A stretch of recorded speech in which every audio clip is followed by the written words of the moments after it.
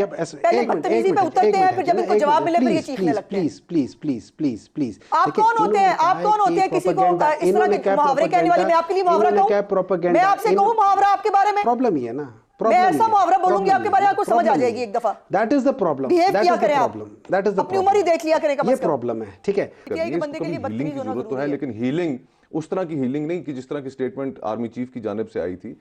सब stake holders को healing करनी पड़ेगी और हमें अगर मुल्क को आगे लेकर। अस्सलाम वालेकुम नाजरीन, आज की इस लाइव डेबिट ने पाकिस्तानी सियासत में हलचल मचा दी। नदीम मलिक के शो में उज़मा बुखारी ने इमरान खान पर ऐसी सख्त तनकीद की कि पूरा स्टूडियो लरज़ उठा। तेज जुमले, जवाबी हमले और एक दूसरे पर इल्जामात ने माहौल को इंतहाई दिलचस्प बना दिया। क्या पीटीआई का बयानिया दबाव में आ चुका है या ये सिर्फ सियासी चाल है? आखिर उज़मा बुखारी ने इमरान खान के बारे में ऐसा क्या कह दिया कि नदीम मलिक का पारा इतना ज्यादा हाई हो गया कि पकड़ के उज़मा की तबाह कुन छितरोल कर दी। पूरा स्टूडियो का माहौल ही मैदाने जंग बन गया। आए नाजरीन, सबसे पहले ये सनसनीखेज वीडियो देखते हैं, फिर इसके ऊपर बात करेंगे। चैनल को लाजमी सब्सक्राइब कर लीजिएगा। हालात नहीं उठाए ये वीडियो बनाकर मियां इमरान साहब जो रिपोर्टर हैं न्यू टीवी के, वो और उनके साथ राइक साकिब खरल साहब जिन्होंने ये कारनामा सर अंजाम दिया है, जो अब हम टीवी में हैं, पहले न्यू में काम करते थे, ये दोनों वीडियो लेके उनके पास गए थे। सो वो उसके मेन जो है वो शहादती हैं और उन्होंने ये जो सवालात उठाए, उन्होंने ये कहा कि मैंने ये तमाम सवालात उनके सामने रखे और रखने के बाद जो है वो मैंने उनसे पूछा कि क्या जो आपने ये सब स्टिंग ऑपरेशन किया है इसके अंदर क्या जो आपको कौन लेके गया था, उसका कोई मोटिव तो नहीं था? उनके पास कोई जवाब नहीं था इस बात का। और फिर यह है, अब राय साकिब खरल साहब ने मुख्तलिफ, वो खुद सामने नहीं आ रहे, वो खुद आके बात नहीं कर रहे, उन्होंने कुछ मंसूर अली खान साहब के थ्रू और कुछ और लोगों के थ्रू जो बात की है, उन्होंने कहा है कि हम भी इसके ऊपर अभी तहकीक करना चाहते थे, लेकिन हमें जो लेके गया था बंदा यहाँ पर, उसने ये वीडियो लीक कर दी, अभी इसके ऊपर हमने तहकीक करनी थी। पहली तो गुजारिश ये है कि मुझे ये बताइए कि क्या प्रिंटिंग प्रेस के ऊपर, जहां पर ये एक्चुअली वो टिप है जो इमरान खान ने, आपको याद है ना 2013 के इलेक्शन के बाद दी थी, बैलेट पेपर, उर्दू बाजार के बैलेट पेपर। अब जब चट्टा साहब वाली स्टोरी फ्लॉप हुई तो उसके बाद उन्होंने कहा व्हाट नेक्स्ट, तो व्हाट नेक्स्ट को ख्याल ये आया कि ये करते हैं ये स्टिंग ऑपरेशन। मुझे ये बताइए जहां बैलेट पेपर छप रहे होंगे वहां पर बिल्कुल कोई कुछ नहीं होगा, बिल्कुल दरवाजे खोल कर जो है वो बैलेट पेपर छप रहे थे। जेन्युइन क्वेश्चन है जो नसरुल्लाह मलिक ने सवाल उठाए हैं। मैंने इन दोनों जर्नलिस्टों को मैसेज किया, उन्होंने हमें रिस्पॉन्ड नहीं किया। अगर उनमें से कोई बीपर पे आना चाहे तो अभी भी आ सकता है, मैं उन्हें लाइव प्रोग्राम में ले लूंगा अगर कोई रिस्पॉन्ड करना चाहता है। दोनों को मैसेज किया, रिप्लाई नहीं आया। लेकिन जो अज़मा उन दोनों के जो नसरुल्लाह मलिक ने सवाल उठाए हैं वो जेन्युइन क्वेश्चन है। उनका वीडियो बयान है। क्या आपको ये मालूम है कि ये प्रेस किसकी मलकियत है और वहां पे ये बैलेट बॉक्स क्यों, ये बैलेट पेपर्स क्यों मौजूद थे? इसका कोई जवाब मौजूद है? देखिए, ये बैलेट पेपर नहीं थे, मैं गुजारिश यही करना चाहती हूँ, ये बैलेट पेपर नहीं थे, ये मेन जो आम पेपर होता है ना उसके ऊपर छपाई हो रही थी। आपको पता होगा, ये मेरे ख्याल पीटीआई के उन जर्नलिस्ट को पता नहीं था, लेकिन आपको पता है कि बैलेट पेपर के लिए एक मखसूस जो है वो पेपर इस्तेमाल होता है जिसको बाहर से मंगवाया जाता है। उसके बाद एक स्पेसिफिक फॉन्ट होता है उसके ऊपर जो है वो छपाई करने का, और उसकी जो इंक है वो भी आम, और प्रिंटिंग प्रेस जो है वो ये छपाई कर ही नहीं सकते। सो ये एक स्टिंग ऑपरेशन के लिए ये तमाम स्टेज किया गया, ये तमाम चीज़ें जो है ये कंकॉक्टेड तरीके से बनाई गई, और जिन्होंने ये बनाई वो खुद भी कह रहे हैं कि हमें इसकी जो उसके बारे में हमें इल्म नहीं है। अब हमने गुजारिश की है एफआईए को कि वो इसके ऊपर तहकीकात करे। ये जिसने भी ये स्टिंग ऑपरेशन किया है, पूरे पाकिस्तान के जो इलेक्शन है उसके ऊपर एक, अब हर इनके हाथ में माचिस दी हुई है, वो अब ये पता नहीं किस किस को आग लगाएंगे, ये क्या क्या करना चाहते हैं इस मुल्क के अंदर। अब ये केपीके के अंदर इलेक्शन ठीक हुए हैं सिर्फ, और बाकी पूरे पाकिस्तान के अंदर जो है वो इलेक्शन खराब हुए हैं। जैसे मैंने गुजारिश की है, ये बैलेट पेपर वाला सवाल मुस्तफा साहब से भी पूछ लें। जी मुस्तफा साहब, ये जो बैलेट पेपर वाली स्टोरी थी ये भी पीटीआई के ऑफिशियल जो ट्विटर हैंडल है वहाँ से ट्वीट की गई। वो लड़के कैसे वहाँ गए मेरे पास अभी पूरा जवाब नहीं है, क्योंकि मेरे से दोनों ने अभी बात नहीं की। कोशिश की मैंने 12 फ़ोन करने के लिए, लेकिन उन्होंने रिस्पॉन्ड नहीं किया। नसरुल्लाह मलिक साहब से इसलिए पूछा कि उन्होंने एक खुद से वीडियो बना के डाली थी, उनके जहन में ये सवाल आता है कि मलकियत किसकी है, आप लोग वहाँ कैसे गए, ये वीडियो रिकॉर्ड किसने किया, आप कैमरे में देख के कैसे बोल रहे हैं, वहाँ ये फॉर्म कैसे पहुँचे थे, आपको कैसे पता चला, और ट्रेंड में ये वीडियो कैसे आई? नो आंसर सो फार। तो आपको क्या लगता है ये इसके पीछे कोई पर्पज़ है? मलिक साहब, फैक्ट्स जब तक हमारे सामने पूरे मुकम्मल आते नहीं है तो कोई राय इंसान कायम नहीं कर सकता। इसीलिए जो कमिश्नर साहब की स्टेटमेंट थी, मैं सिर्फ उस हद तक की बात कर सकता हूं जो उन्होंने कहा।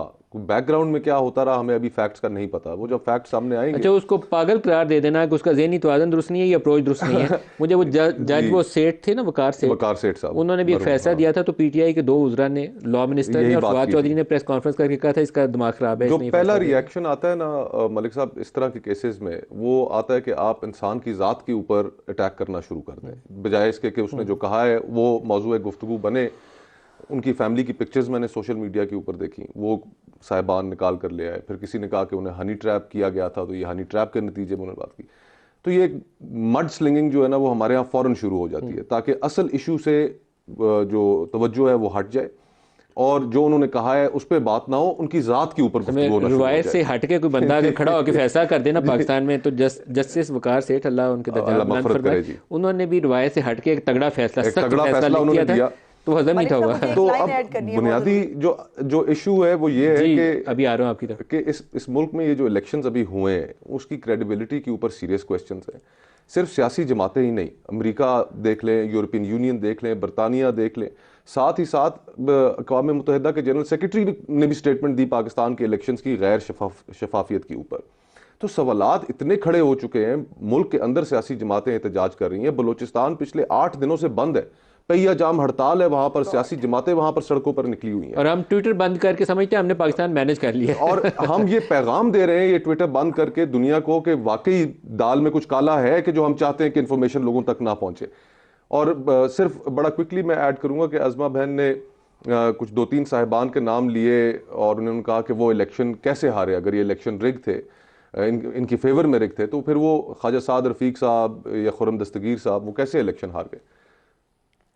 अंसार अब्बासी साहब ने कॉलम लिखा आज से 3-4 दिन पहले, उस कॉलम का उन्होंने टाइटल लिखा सियासत के खूबसूरत चेहरे।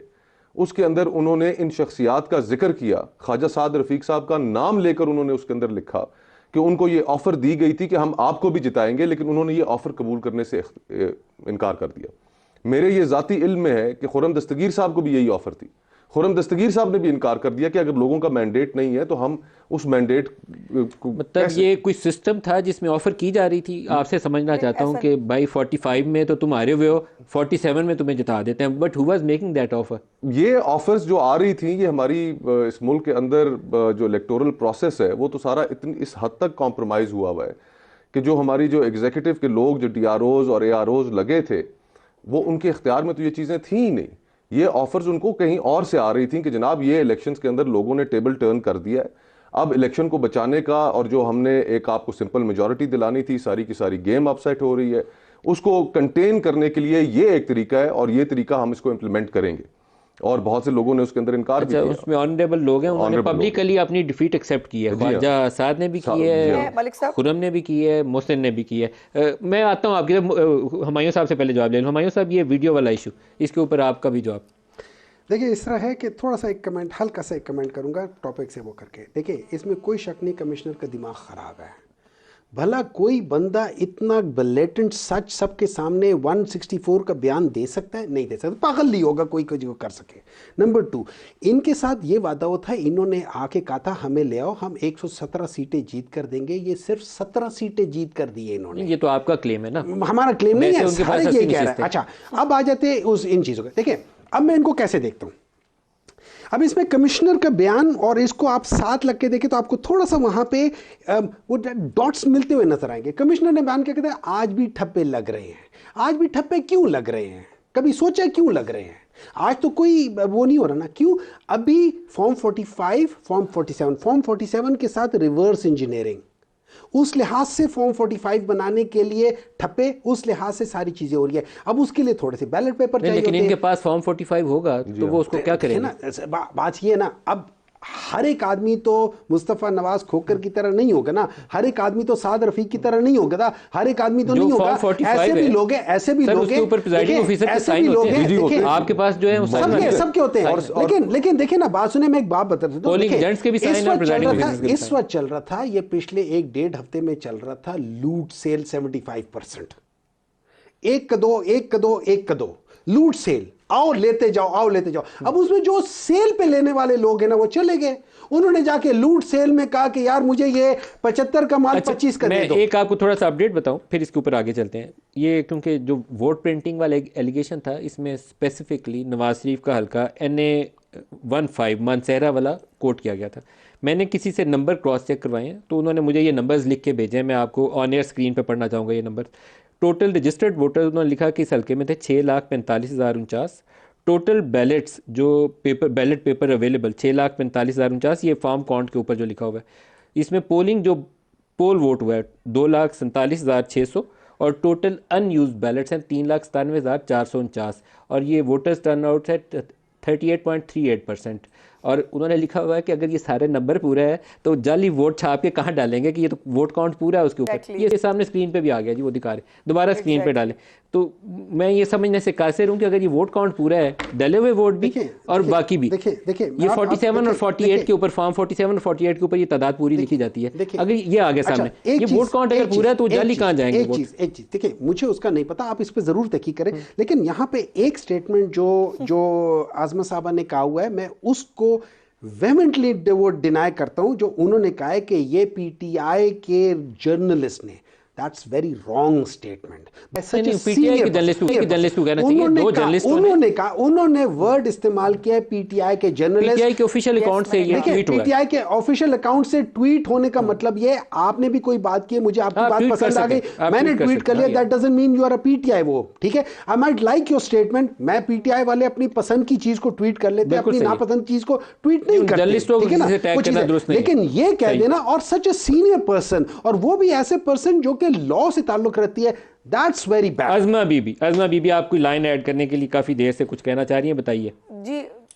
जी पहले तो गुजारिश है कि मुझे अफसोस हुआ, मेहमद साहब कुछ भी कह लें मुझे फ़र्क नहीं पड़ता, लेकिन मुस्तफ़ा को अभी तक जो है, उनको भी सोशल मीडिया पर इतना प्रोपेगेंडा का शिकार हो गए कि यूरोपियन यूनियन की जो फेक स्टेटमेंट जो PTI ने जारी की है, आपने वो पढ़ के सुना दी, और जो ओरिजिनल स्टेटमेंट आया मेरे ख्याल आप तक पहुंच ही नहीं सका, वो मैं आपको भिजवा दूंगी, जिसके ऊपर उन्होंने कैटेगोरिकली डिनाई किया कि हमारी तरफ से एक फेक स्टेटमेंट चल रहा है, वो आप तक नहीं पहुंच सका, मैं ज़रूर भिजवा दूंगी। दूसरी बात यह है किसका फेक स्टेटमेंट? वो तो कह रहे हैं फर्स्ट हैंड नॉलेज की मैंने बात की है, मानसेरा के इलेक्शन की बात। मुस्तफा नवाज अपनी बात की खबर आपको बता रहे हैं, जो साद रफीक और खुरम दस्तगीर से उन्होंने बात की, आपको खबर बता रहे हैं। जी मैं गुजारिश कर लूं जी, उन्होंने जिस स्टेटमेंट की बात की, मैं भी उसी स्टेटमेंट की बात कर रही हूँ। जहां तक अब बात है सहाफी को, आपने बात की उनसे या आपने कोई खबर बताई? मेंबर हो सकता है?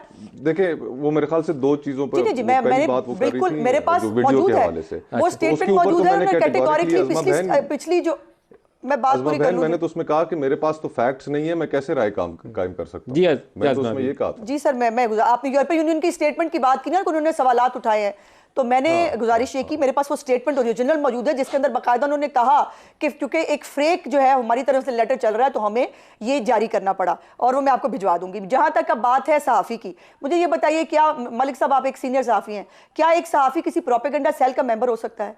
क्या एक सीनियर सहाफ़ी जो है वो किसी जमात का तर्जुमान हो सकता है? मुझे तो नहीं पता वो किसी प्रोपेगेंडा सेल के मेंबर है, ये तो आपका इल्जाम है, और अपने, मैं तो नहीं कह रहा हूं। नहीं इल्जाम नहीं है, नहीं अब ये आप कह ले, ये आपकी मर्जी है, आप में दिफा करना है अपने भाइयों का, आप जरूर करें, लेकिन बराए मेहरबानी सच और झूठ के बीच में फर्क रहने दें।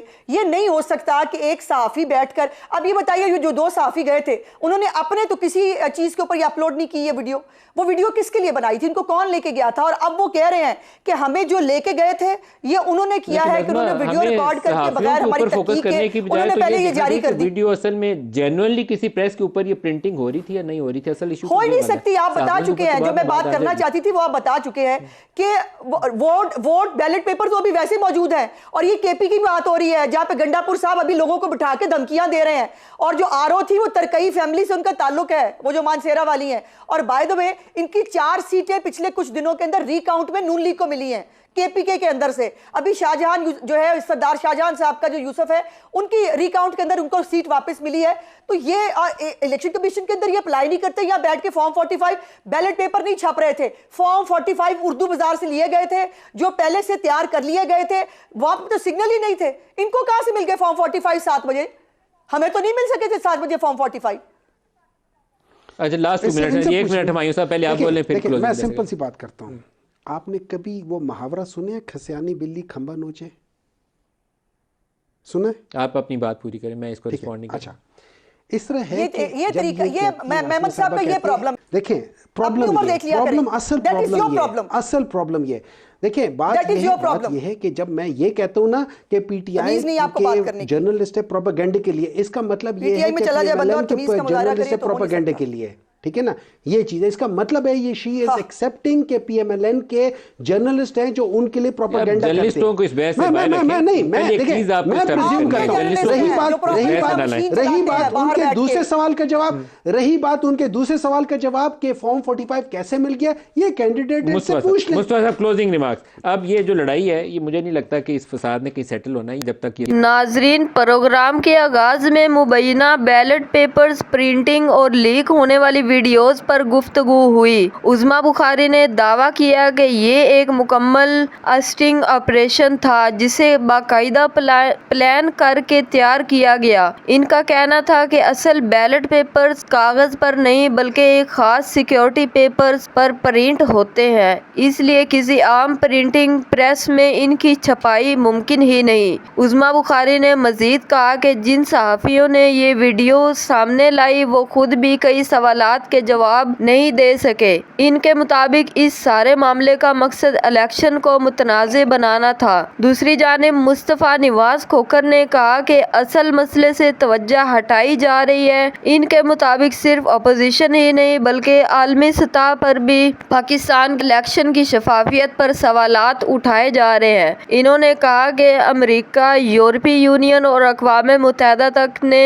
इंतखाबी अमल पर तहफ़्फ़ुज़ात ज़ाहिर किए हैं। मुस्तफ़ा नवाज खोखर ने एक और बड़ा दावा करते हुए कहा कि कुछ सियासतदानों को ये ऑफर दी गई कि फॉर्म 47 के जरिए इन्हें जितवाया जा सकता है। इनके मुताबिक बाज़ लोगों ने ये ऑफर कबूल नहीं की और अपनी शिकस्त तस्लीम की। प्रोग्राम में हमाद अजहर ने भी सख्त रद्द अमल दिया।